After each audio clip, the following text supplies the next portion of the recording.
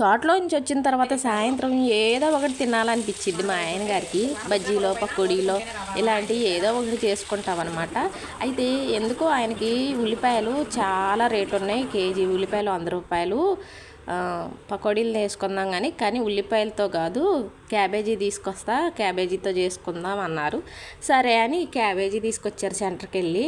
ఇక ఆ క్యాబేజీ సన్నగా తరిగేసి అందుట్లో కార్న్ఫ్లోరు, ఉప్పు, కారం, పచ్చిమిరపకాయలు, కొత్తిమీర, అలాగే కొద్ది శనగపిండి ఇవన్నీ వేసి కలిపేసి పకోడీలు అయితే వేసుకున్నామండి.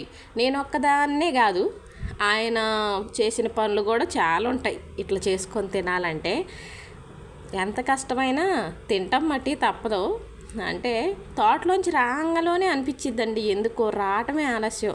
ఒక కప్పు కాఫీయో టీయో తాగాలి, లేదా పకోడీలో బజ్జీలో వేసుకోవాలని. ఇదండి ఇంకో పని ఎక్స్ట్రా అన్నమాట. వీడియో